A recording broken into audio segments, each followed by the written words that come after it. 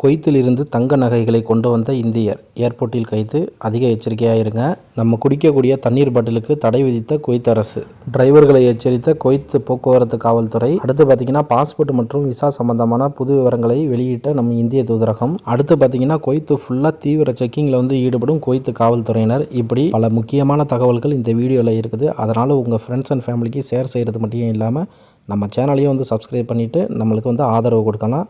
நான் உங்கள் ஏகே தமிழா 360 குவைத்தை பொறுத்த வரைக்கும் நாம் குடிக்கிற குழாய் தண்ணீர் எல்லாமே கடல் நீர் தாங்க. இந்த கடல் நீர் தான் ராட்சத இயந்திரங்கள் மூலம் சுத்திகரிக்கப்பட்டு மக்களுக்கு விநியோகம் செய்யப்படுது. என்ன தான் சுத்திகரிக்கப்பட்ட குழாய் தண்ணீரை குடித்தாலும் ஏதாவது பிரச்சனை வந்துகிட்டு இருக்குன்னு நம்ம ஆளுங்க காசு கொடுத்து தண்ணீர் பாட்டில் வாங்கி குடிக்கிறாங்க. இப்படி கடையிலேருந்து நீங்கள் தண்ணீர் பாட்டில் வாங்கி குடிக்கிறீங்கன்னா அதோட எக்ஸ்பைரி டேட்டெல்லாம் கண்டிப்பாக செக் பண்ணுறது மட்டும் இல்லாமல் அதிக எச்சரிக்கையாக வாங்கி குடிங்க. ஏன்னு பார்த்தீங்கன்னா இப்போ ஒரு வாரத்துக்கு முன்னாடி யுரேனஸ் ஸ்டார்னு ஒரு தண்ணீர் பாட்டில் வாங்கி குடித்த ஓமன் நாட்டை சேர்ந்த ஒரு ஆண் பெண் 2 நபர்கள் உயிரிழந்த சம்பவத்துக்கு பிற்பாடு கத்தார் மற்றும் குவைத் போன்ற நாடுகள் இந்த யுரேனஸ் ஸ்டார் தண்ணீர் பாட்டிலுக்கு இறக்குமதி தடை விதித்தது. இதைத் தொடர்ந்து இப்போ பார்த்தீங்கன்னா லெபனான்லேருந்து இறக்குமதி செய்யப்பட்ட தனூரின் என்ற தண்ணீர் பாட்டிலில் அதிகமான பாக்டீரியாக்கள் இருப்பதை கண்டுபிடித்த குவைத் சுகாதாரத்துறை இப்போ இந்த தண்ணீர் பாட்டிலுக்கு தடை கொண்டு வந்திருக்கிறாங்க. அதனால் நம்ம ஆளுங்க காசு கொடுத்து தானே தண்ணியை நம்ம வாங்கி குடிக்கிறோம் அப்படின்னு சொல்லிட்டு அலட்சியமாக இருக்காமல் ரொம்ப கவனமாக இருங்க. அடுத்த தகவல் பார்த்தீங்கன்னா டிராஃபிக் ரூல்ஸ் எல்லாமே கடுமையாக்கப்படுது. குவைத்தில் இருக்கக்கூடிய டிரைவர்கள் எல்லாத்துக்கும் தெரியும். நம்ம நாட்டில் பார்த்தீங்கன்னா ஒரு சில பேர் கார் ஓட்டுறதே ஏரோப்ளேன் ஓட்டுற மாதிரி தாறுமாறு தக்காளி சோறு மாதிரி ஓட்டிடுங்கோ.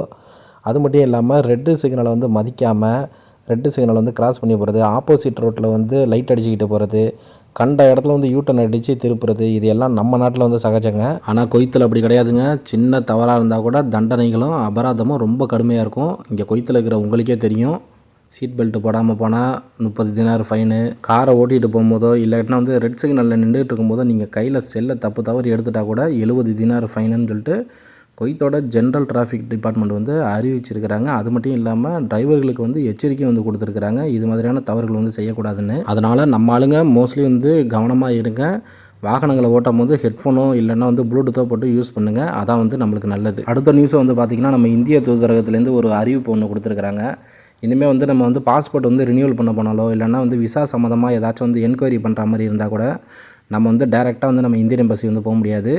நம்ம ஊரில் எப்படி நம்ம அப்பாயின்மெண்ட் எடுத்துகிட்டு நம்ம பாஸ்போர்ட் ஆஃபீஸுக்கு போவோமோ அதே மாதிரி இங்கே குவைத்துலேயும் நம்ம ஆன்லைனில் நம்ம அப்பாயின்மெண்ட் எடுத்துக்கிட்டு தான் அந்த குறிப்பிட்ட டேட் நம்மளுக்கு கொடுப்பாங்க. அந்த டேட்டு பிரகாரம் தான் நம்ம இந்தியன் எம்பசி போய் நம்மளோட பாஸ்போர்ட்டை ரினியூவல் பண்ணலாம். இல்லைனா நம்மளுக்கு தேவைப்பட்ட என்கொயரி நம்ம கேட்டு தெரிஞ்சுக்கிடலாம்.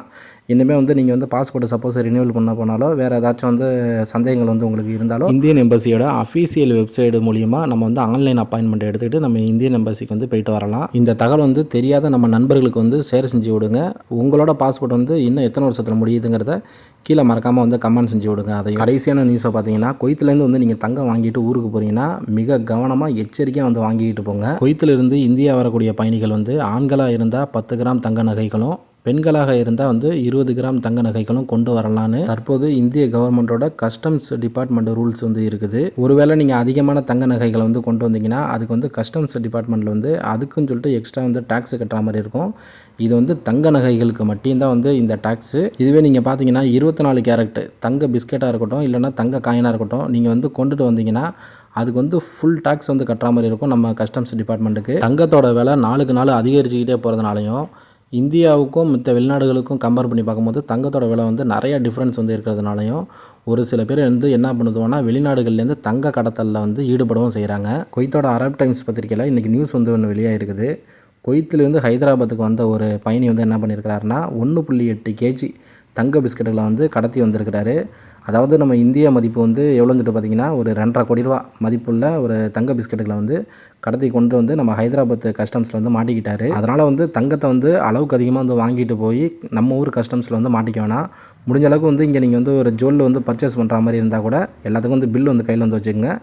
எந்த அளவுக்கு நம்ம இந்திய கவர்மெண்ட்டில் அலோட்ஸ் இருக்குதோ அதுக்கு தகுந்த மாதிரி நீங்கள் பர்ச்சேஸ் பண்ணிட்டு போகிறது என்னை பொறுத்த வரைக்கும் பெட்ரு. இது போன்ற தகவல்கள் நீங்கள் உடனுக்குடனே தெரிஞ்சுக்கணும்னா நம்ம சேனலை மறக்காமல் சப்ஸ்கிரைப் பண்ணிட்டு நம்ம ஃப்ரெண்ட்ஸ் அண்ட் ஃபேமிலிக்கு ஷேர் பண்ணி விடுங்க. அடுத்த வீடியோவில் சந்திப்போம். நன்றி, பாய்.